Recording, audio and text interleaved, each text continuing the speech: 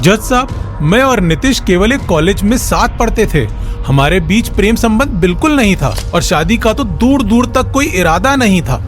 ये सिर्फ शब्द नहीं बल्कि कोर्ट में दिया बयान था। ये बयान उस प्रेमिका ने दिया था जिसके प्रेम की जिद के लिए प्रेमी ने अपनी जान गंवा दी थी। ये बयान परिवार के दबाव में उस लड़की ने दिया था जिसने खुद प्रेमी के अपहरण के बाद प्रेमी की मां को पुलिस में रिपोर्ट लिखवाने को कहा था।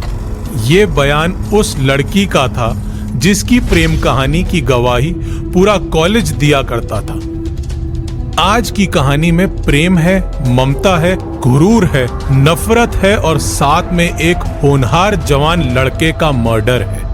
अगर आप फिल्मों के शौकीन होंगे तो आपने कई बार देखा होगा कि हीरो बाहुबली पिता से लड़कर अपने प्यार को हासिल कर लेता है, लेकिन असल जिंदगी में ऐसा नहीं हो पाता।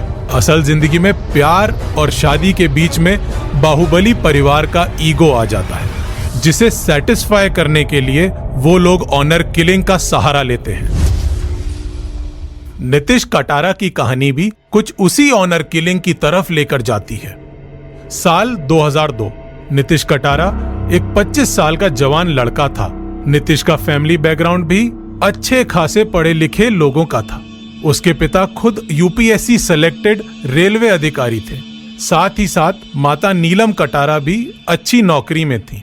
परिवार में और भी कई आईएएस, आईपीएस ऑफिसर थे, लेकिन नीतीश का बचपन से ही इंटरेस्ट गवर्नमेंट जॉब में नहीं था।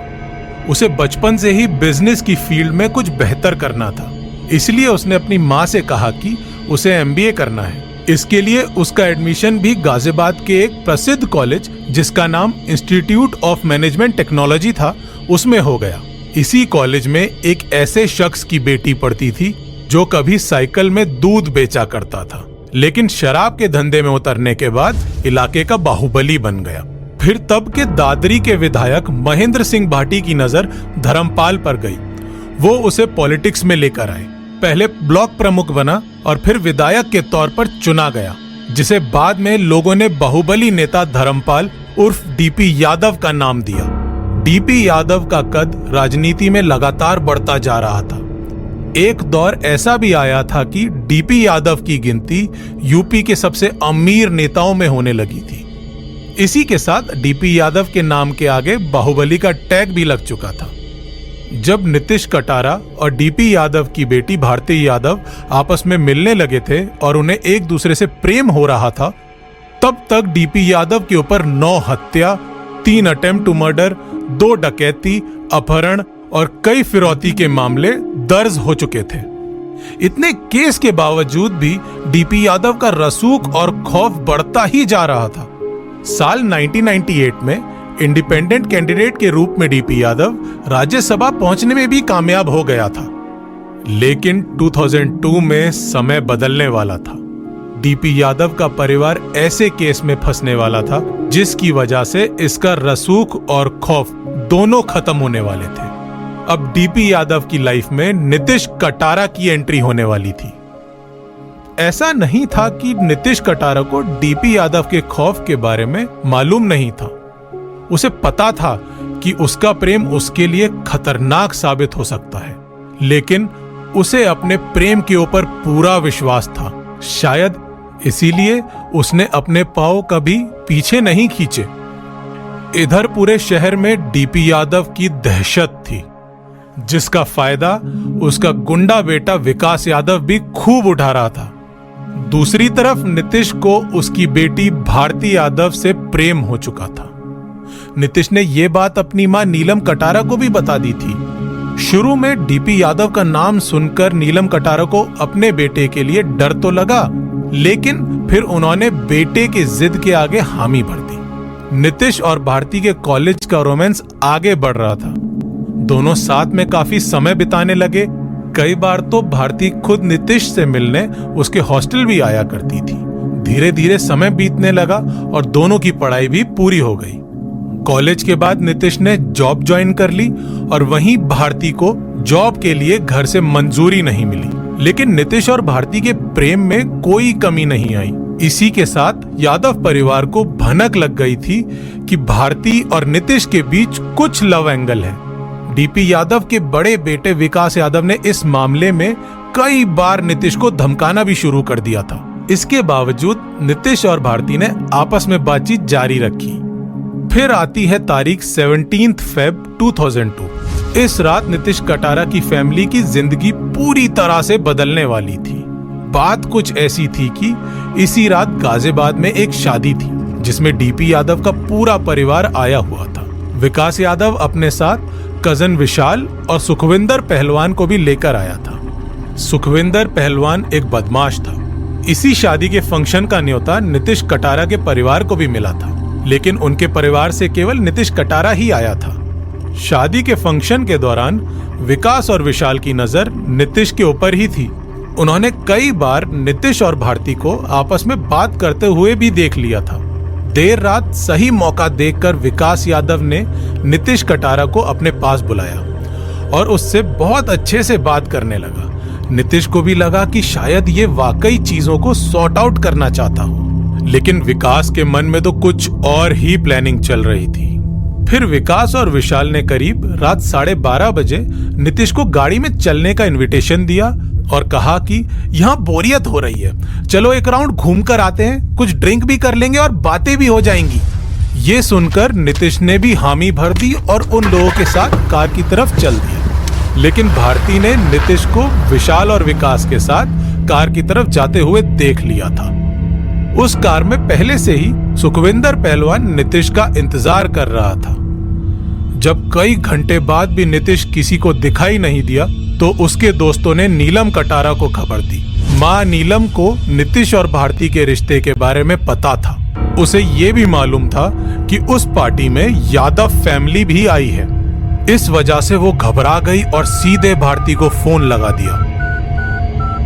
भारती ने जवाब दिया कि हाँ, काफी समय पहले नीतीश और विकास साथ में निकले थे, लेकिन अभी तक किसी को कोई खबर नहीं थी। भारती ने नीलम से कहा, आप डैड से बात करिए या फिर सीधा पुलिस स्टेशन में कंप्लेन करिए, कहीं कुछ उल्टा सीधा ना हो जाए। इसके बाद नीलम कटारा ने डीपी यादव को कई बार फोन लगाया, लेकिन उधर से किसी ने कोई जवाब नहीं दिया।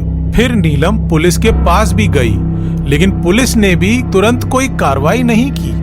हालांकि IAS IPS के दबाव के बाद पुलिस हरकत में आई और सुबह पार्टी के लॉन से 80 किलोमीटर दूर एक जगह पड़ती है जिसका नाम खुजरा है।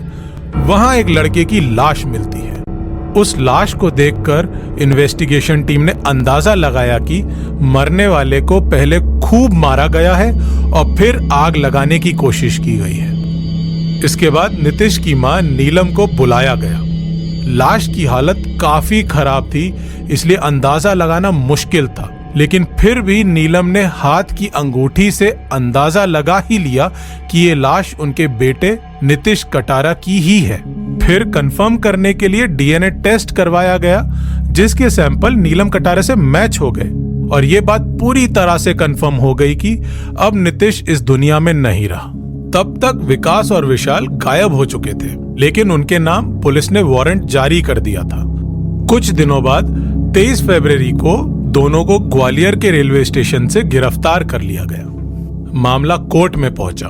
शुरुआत में लग रहा था कि नीतीश को आसानी से इंसाफ मिल जाएगा, लेकिन इंसाफ की लड़ाई के बीच में डीपी यादव खड़ा हो चुका था।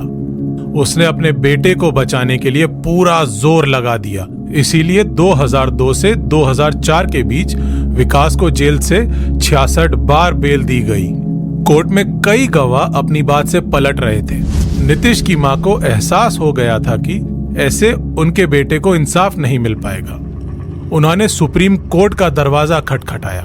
सुप्रीम कोर्ट ने मामले की गंभीरता को समझते हुए तुरंत इस केस को दिल्ली हाई कोर्ट में ट्रांसफर कर दिया।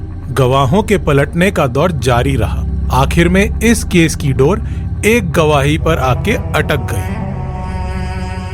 वो गवाही थी डीपी यादव की बेटी भारती यादव की।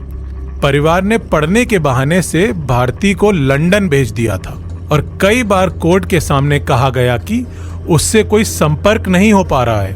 अंत में कोर्ट को कहना पड़ा कि अगर भारती यादव गवाही देने नहीं आती है तो उसे भगोड़ा घोषित कर दिया जाएगा और उसका पासपोर्ट भी कैंसिल कर दिया जाएगा। ऐसे में लंदन पुलिस को उसकी गिरफ्तारी करनी पड़ेगी। जब भारती यादव के पास कोई रास्ता नहीं बचा तो वो कोर्ट के सामने पेश हुई, लेकिन अब वो भी परिवार के रंग में रंग चुकी थी। उसे भी अब नीतीश के इंसाफ की कोई परवाह नहीं थी। उसने कोर्ट में साफ कह दिया कि वो और नीतीश केवल दोस्त थे और उनके बीच प्रेम संबंध बिल्कुल नहीं था।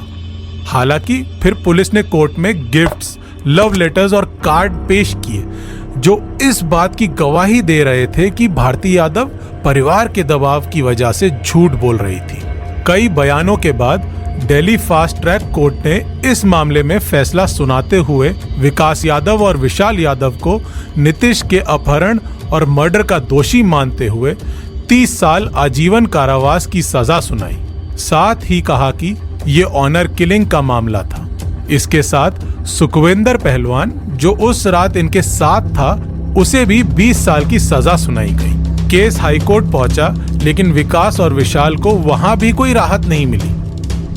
आखिरी सुनवाई सुप्रीम कोर्ट में हुई, जहां नीलम कटारा इन दोनों के फांसी की सजा की मांग कर रही थी, लेकिन सुप्रीम कोर्ट ने दोनों की सजा को 25 साल का कर दिया। हालांकि इस फैसले से एक मां जिसने अपने जवान बेटे को खोया था, वो बिल्कुल खुश नहीं थी। उसकी आंखों से आंसू बह रहे थे, लेकिन मन में एक संतोष का भाव था कि एक बाहुबली परिवार से लड़कर उसने अपने बेटे को इंसाफ दिलाया। ये इंसाफ की लड़ाई बिल्कुल आसान नहीं थी, लेकिन कहा जाता है ना कि इंसाफ मिलने में देरी हो सकती है, लेकिन वो मिलता जरूर है। इसी के साथ नीलम कटारा ने इस बात को माना कि भारती यादव ने परिवार की वजह से अपने बयान को बदल दिया था। साथ ही उन्होंने ये भी कहा कि उसमें उसकी कोई गलती नहीं है। अब उसके सामने उसका परिवार है, जिसके लिए उसे खड़ा होना ही था। उसके सामने कोई रास्ता ही नहीं बचा था, लेकिन मेरा बेटा नीतीश भारती से सच्चा प्रेम करता था।